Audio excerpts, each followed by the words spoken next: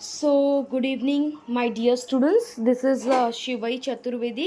So, let's focus on today's agenda. So, I would like to start with Sanskritam. Prathama Adhyaya. Okay. So, the name of your Prathama Adhyaya of Sanskritam is Sanskrit Varna Parichay.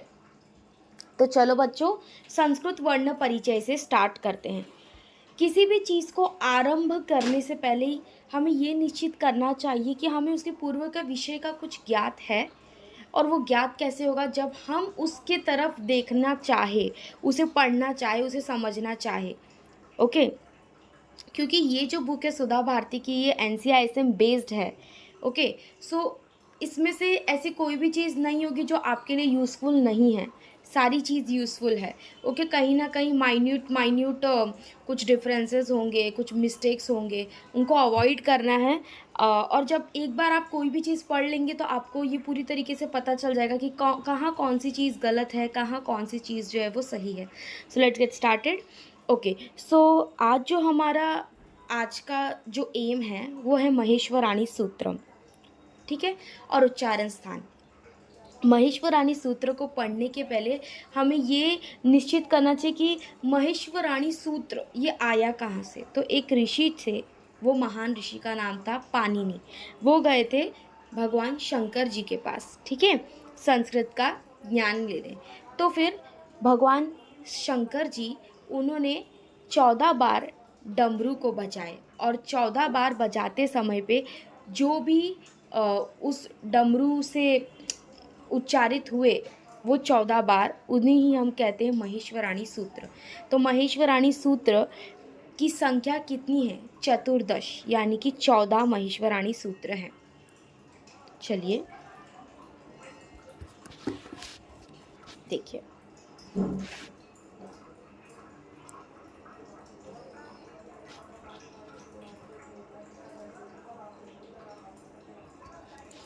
महर्षि पाणिनि ने अत्यंत लघु रूप प्रदान किया।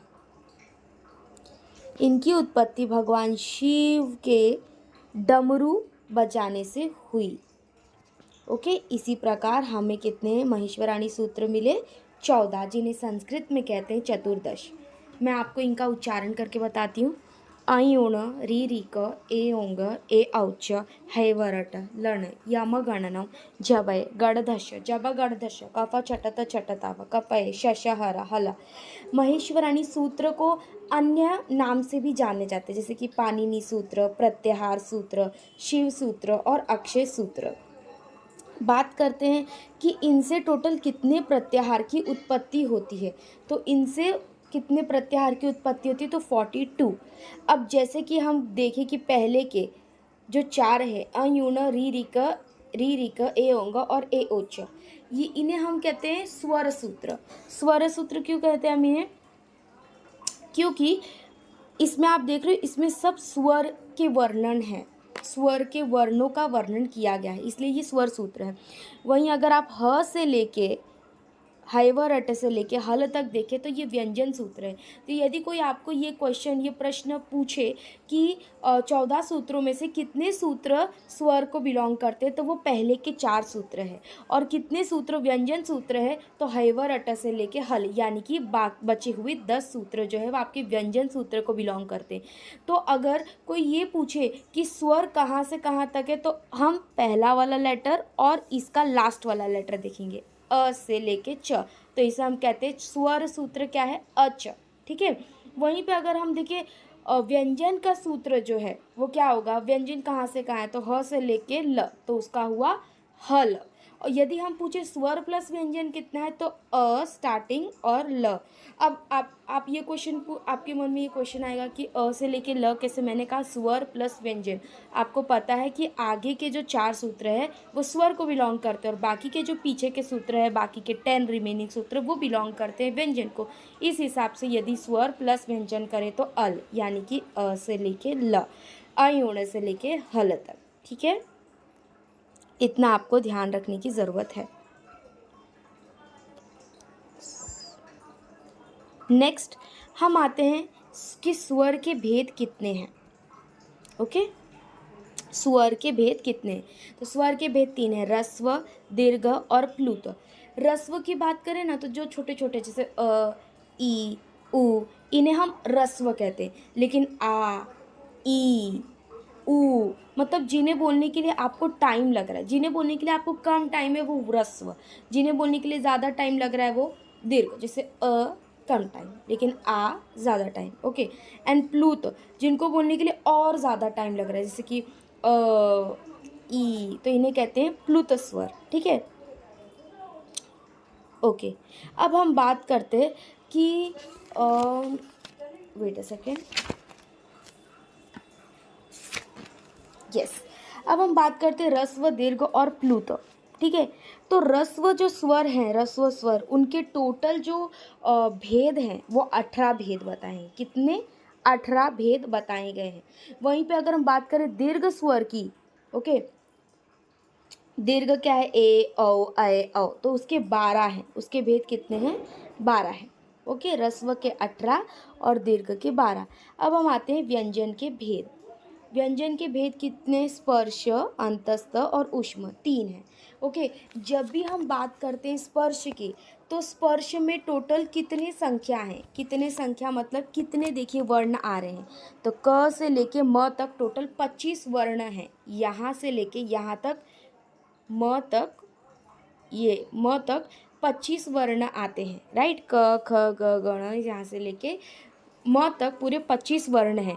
और इनके वर्ग कितने हैं, मतलब कौन से क्लास में आते हैं? जैसे क, ख, ग, ये सब क वर्ग में आते हैं। च, च, ज, ये सब च वर्ग में आते हैं। ट, ठ, ड, ये सब ट वर्ग में आते हैं। त, थ, द, ये सब त में आते हैं। प, फ, ब, भ, म, ये सब प वर्ग में आते हैं। तो वर्ग कितने हैं? 5। और टोटल संख्या कितनी है वर्णों की? 25। तो स्पर्श में कुल मिला के 25 वर्णों का वर्णन किया है और 5 वर्ग का वर्णन किया है। अब हम बात करते हैं अंतस्तः वर्ण की। अंतस्तः वर्ण कितने हैं? तो 4 हैं। देखिए, य, र, व, ल, 4 हैं। और ऊष्म भी 4 ही हैं। श, श, स, ह, ऊष्म भी 4 होते हैं और अंतस्थ भी 4 होते हैं। ऊष्म और अंतस्थ का डिफरेंस क्या है? जैसे अंतस्थ है, जब आप इसका उच्चारण कर रहे हैं तो आपके माउथ को, कंठ वगैरह जो बोलते हैं, उनको इतना टच नहीं करता। So doesn't touch is that much. ठीक है। और उच्चार मतलब टच, मतलब पूरी तरीके से टच भी नहीं किया, स्पर्श भी नहीं किया और उसके पहले ही एंड हो गया, उसे कहते हैं अंतस्थ।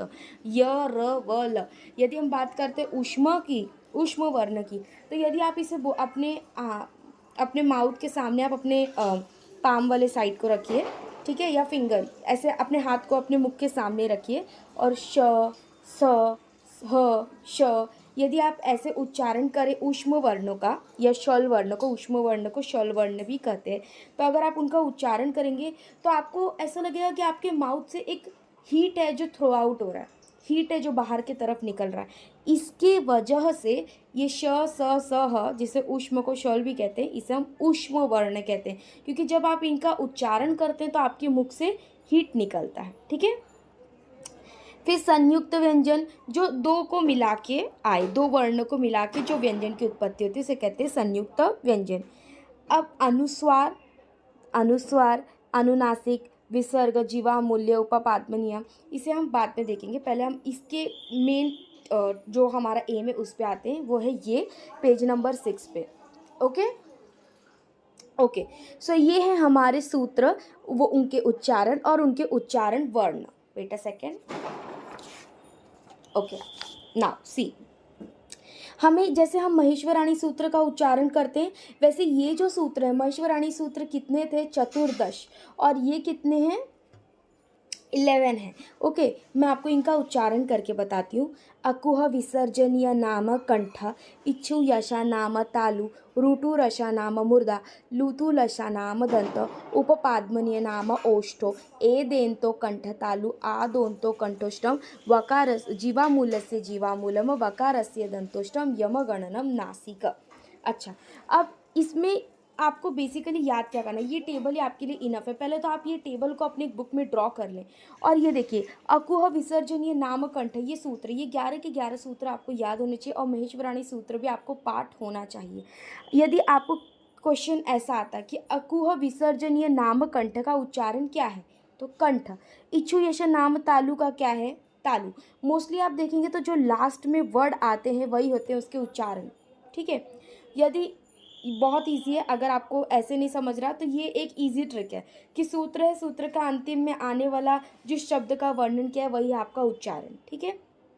अब रही बात उच्चारित वर्ण, ये आपको देखने में काफ़ी डिफिकल्ट लगेगा, लेकिन मेरे पास एक ट्रिक है। और ट्रिक क्या है कि आपके जो सूत्र है, सूत्र के अंदर ही आपको आपका आंसर जो है वो मिल जाएगा, प्राप्त हो जाएगा।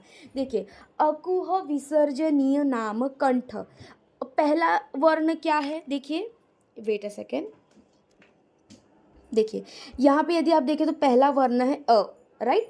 अब यहाँ पे आप देखिए, यहाँ पे क्या आ रहा है, छोटा अ और बड़ा आ, ठीक है। जैसे यहाँ पे इच्छुयश नाम में पहला वर्ण है ई, तो उसमें क्या आ रहा है, छोटा ई और बड़ा ई, ओके। तो हम पहले से स्टार्ट करते हैं। जैसे अकुह विसर्जनीय नाम कंठ की बात की है, तो देखिए अ, छोटा अ और आ, स्वर में से छोटा अ और बड़ा आ, और वर्ग में से सबसे पहला वर्ग कौन सा है, क, तो क वर्ग। और क वर्ग की बात करूँ, मतलब क के लाइन में, क के पीछे जो भी आ रहा है, क के साथ उस लाइन में जो भी आता है वो सब का इसमें समावेश होता है। तो अ भी हो गया, और कु से क पता चला, राइट, कु से क वर्ग पता चला, ठीक है। हम नेक्स्ट पे आते हैं, वो इच्छु यशा नाम तालु। अब यहाँ पे यदि आप देखें तो ई, तो यहाँ पे छोटी ई आएगी, पहले इच्छु यशा नाम में ई आ रहा है, तो ई से छोटी ई और बड़ी ई, साथ में सेकेंड लेटर क्या है, सेकेंड वर्ण क्या है, चू, यानी च वर्ग, तो च वर्ग और उसके साथ आने वाले। उसके अलावा अन्य व्यंजन वर्ण कौन से हैं, तो देखिए यहाँ पे लिखा है इच्छु य श, तो य श। फिर हम आते हैं ऋतु रस नाम मुर्दा, ठीक है। तो ऋतु रस नाम मुर्दा में क्या होगा, रू आ रहा है, आपको दिख रहा है, और छोटा रू और बड़ा, ठीक है, उसका रस्व और उसका छोटा रस्व और दीर्घ रस्व, सॉरी, छोटा रू और दीर्घ रू, उसके साथ आपको दिख रहा है ट वर्ग, ट वर्ग के अंदर आने वाले सभी वर्ण। साथ में और कौन से एक्स्ट्रा व्यंजन वर्ण का यूज़ किया है इसमें, तो वो है र और श, मतलब आपके सूत्र में आपको सब मिल गया। फिर नेक्स्ट है ऋतु नशा नाम, तो रू त वर्ग और साथ में ल स एक्स्ट्रा वर्ण, ठीक है। फिर उपपादमनीय नाम औष्ठो, तो उ उ, रस्व उ, दीर्घ उ, उसके साथ प, तो प वर्ग, ठीक है, उसके साथ आएगा प वर्ग और लास्ट में तथा उपपादमनियाम प फ, ठीक है। ये आपको याद करना पड़ेगा एक्चुअली, ये वाला। फिर आते हैं ए दे तो कंठ तालु, ठीक है। तो ए और अ, ओ दोनों में ओ और औ, जीवा मूल्य से का याद करना पड़ेगा, क और ख। नासिका में और वकार से दंतोष्ठम का कुछ नहीं है, तो ये आपके लिए इजी है। और नासिका में यमगणना नासिका, उसका अनुस्वार, okay. Now moving to this, अब इसमें वर्ण किया है प्रयत्न के, तो प्रयत्न कतिदा, मतलब प्रयत्न कितने हैं, तो प्रयत्न दो बताए गए हैं, आभ्यंतर और बाह्य। आभ्यंतर यानी अंदर और बाह्य माने बाहर, ठीक है, ओके ओके। आपने आपके दूसरे सब्जेक्ट में भी पढ़ा होगा कि अभ्यंतर और बाह्य का मतलब क्या है, ठीक है। अब अभ्यंतर के अंदर 5 टाइप है, ओके, और उसी तरीके से बाह्य के अंदर उसके टाइप्स है, ओके। तो अभ्यंतर में पहला आता है स्पृष्ट, कहने का अर्थात ये है कि ऐसे वर्ण, ठीक है, जिनका आप उच्चारण करने जाएं तो वह आपके तालु, मूर्धा और दंत आदि उच्चारण स्थानों को स्पर्श करती है, मतलब आपके तालु, आपके मूर्धा और आपके दंत को स्पर्श करती है, उसी हम कहते हैं स्पृष्ट वर्ण, ठीक है। वो कौन से हैं, क से लेके म, ठीक है, वो जो हमने पढ़े थे 25 वर्ण और 5 वर्ग, ठीक है, वो किस में आते हैं, स्पृष्ट में। इष्ट स्पृष्ट, अब यहाँ पे इष्ट का मतलब है थोड़ा सा, मतलब ये आपके तालु मूर्धा को टच तो करेगा, बट कैसे, थोड़ी मात्रा में, पूरी तरीके से नहीं। इष्ट स्पृष्ट, थोड़ा ही टच करेगा। उसमें कौन से वर्ण आते हैं, अंतस्थ, अंतस्थ वर्ण कितने हैं, 4, अंतस्थ वर्ण को यण भी कहते हैं, ठीक है। तो ये आपको याद करना है, ये सब आपके एमसीक्यूज में आते हैं। नेक्स्ट है विवृत, तो विवृत में क्या है कि मतलब मुख को थोड़ा सा खोलना, ठीक है, थोड़ा मतलब खोलना, खोलना याद रखना विवृत में, क्योंकि जो थोड़ा खोलना है वो इष्ट स्पृष्ट में आता है, इष्ट विवृत में आता है, ओके। तो विवृत में क्या आता है, तो जितने स्वर है आ ई वो पूरे किस में आते हैं, विवृत में। देखिए यहाँ पे है स्वर, ओके। नेक्स्ट है इष्ट विवृत मतलब थोड़ा सा मुंह का खुलना, तो उसमें कौन से आते हैं? ऊष्म, मैंने आपको बोला था ना हीट प्रोड्यूसिंग वर्ण, आप उनका उच्चारण करते हैं उस वर्ण का, क्या ऐसा लगता है कि आप हीट थ्रो आउट कर रहे हैं अपने मुंह से, तो श श सह। फिर आता है संवृत, संवृत में आते हैं आपके रस्व, रस्व माने जितने भी छोटे छोटे ई, वो सब किस में आते हैं? संवृत में। फिर आते हैं बाह्य प्रयत्न, और बाह्य प्रयत्न टोटल कितने हैं? 11 है, एकादश, ठीक है। उसके बाद हम आते हैं उसका पहला टाइप जो है, मैं आपको इसका मीनिंग बताते जाऊंगी, आप प्लीज़ नोट डाउन करते जाना। विवार, ठीक है, विवार मतलब विस्तृत होना, मीन्स खोलना, ठीक है, रिलैक्सेशन बोल सकते हो, कंठ का विस्तृत होना, ठीक है। फिर है संवार यानी कि कंठ का संकुचित यानी कॉन्ट्रैक्ट होना। फिर श्वास, कंठ से हवा तेजी से निकलती है, हवा तेजी से निकल रही है। फिर आ रहा है नाद, कंठ से नाद स्वरूप, ओके, कंठ से नाद स्वरूप अनुस्वनन होना। फिर आता है घोष, उच्चारण करते समय प्रतिध्वनि, मतलब एक प्रतिध्वनि निकल रही जब आप वर्ण का उच्चारण कर रहे तो। आघोष मतलब क्या है? उच्चारण करते समय किसी भी प्रकार का एक्स्ट्रा साउंड सुनाई नहीं दे रहा है, उसे कहते हैं आघोष, और एक्स्ट्रा साउंड सुनाई दे उसे कहते हैं घोष। अल्प प्राण मतलब जब भी आप किसी वर्ण का उच्चारण कर रहे हैं उस टाइम पे प्राण वायु अल्प मात्रा में आपको उपयोगी हो रहा है। महाप्राण मतलब कि जब आप वर्ण का उच्चारण कर रहे हैं तो उस समय पर आपको प्राण वायु की ज़्यादा उपयोगिता पड़ रही है, मतलब आपको यूज़ करना पड़ रहा है। उद्दांत, ठीक है, तालु आदि स्थानों के ऊर्ध्व भाग से उच्चारित होता है, उस ऊर्ध्व यानी ऊपर के भाग से तालु, और तालु मूर्धा आदि के ऊपर से जो उच्चारित वर्ण होते हैं उस मतलब जो ऊपर की ओर से उच्चारण होता है, जिनका ऊपर की ओर से बोलते हैं उन्हें हम कहते हैं उद्दांत। अनुदांत का अर्थ है तालु आदि स्थानों के अधः, अधः मीन्स नीचे, नीचे के से उच्चारित होने वाले वर्ण को अनुदात, और स्वरित ये उदात और अनुदात दोनों के बीच में आता है, समानता वाले स्वर, ओके। नेक्स्ट है, आपको ये याद रखना है कि विवार श्वास में आने वाले कौन है, तो पहले के दो दो वर्ण, जो व्यंजन के पहले के दो दो वर्ण हैं। फिर संवार, नाद और घोष, इन तीनों में ऐसे पीछे के जो तीन हैं, बाकी के तीन, पहले के दो विवार श्वास में हो गए, लास्ट के तीन जो है वो संवार, नाद, घोष में हो गए। अल्प प्राण जिसमें कम प्राण वायु की ज़रूरत पड़ती है उसमें चारों चारों आएंगे। फिर महाप्राण में क्या है, तो ऐसा है लाइक ओके कि सेकंड और फोर्थ लेटर आ रहा है, ठीक है। उसके बाद आ रहा है उद्दांत, अनुदांत और स्वरित, इसमें क्या होएगा? स्वर, ओके। चलिए अब हम आगे बढ़ते हैं, क्वेश्चंस देखते हैं इसके ऊपर। महेश्वराणी सूत्रों की संख्या कितनी है? 14, ओके ओके। पाणिनि के अकॉर्डिंग व्यंजनों के महेश्वराणी सूत्र कितने हैं? 10। निम्नलिखित में से अंतिम प्रत्याहार सूत्र कौन सा है? हल, ओके। नाउ महेश्वराणी सूत्रों में से स्वर संख्या कितनी है? 4। चौथा प्रत्याहार सूत्र होता है एओच। अस्वर का उच्चारण स्थान कहाँ किया गया है? कंठ। उस स्वर का उच्चारण स्थान क्या होता है? औष्ठ। लुतुलशा नाम रिक्त स्थान भरे, तो दंत। व का उच्चारण स्थान क्या है? दंतोष्ठ। ग वर्ण का उच्चारण स्थान क्या है? कंठ। द वर्ण का उच्चारण स्थान क्या है? दंत, ठीक है। ड वर्ण का उच्चारण स्थान क्या है? मूर्धा। हकार को उच्चारण स्थान क्या है? कंठ। बाह्य प्रयत्न कितने होते हैं? 11, ओके। ये हमारा नेक्स्ट टॉपिक है। सो गाइस बच्चों, हम नेक्स्ट टॉपिक स्टार्ट करेंगे कल, और सॉरी मेरे वीडियोस इतने लेट आते हैं, बट मैं ये मेक श्योर करती हूँ कि आपका संस्कृत का कोई प्रॉब्लम नहीं होगा। यदि आप ठीक तरीके से पढ़ाई करें तो रोज़ एटलीस्ट, अभी आपका स्टार्टिंग ईयर है, जस्ट स्टार्ट ही हुआ है, जस्ट स्टार्ट मीन्स हो गया है टाइम, बट फिर भी अभी आपके पास बहुत टाइम है बचा, और इतने से टाइम में भी आप संस्कृत क्लियर कर सकते हैं अगर आपके पास वो डेडिकेशन है। तो प्लीज़ ये वीडियोस को लाइक करें, सब्सक्राइब करें, इसे शेयर करें, और प्लीज़ रोज़ at least half an hour Sanskrit को डेडिकेट करें। So I would like to conclude over here. Thank you, नमस्ते।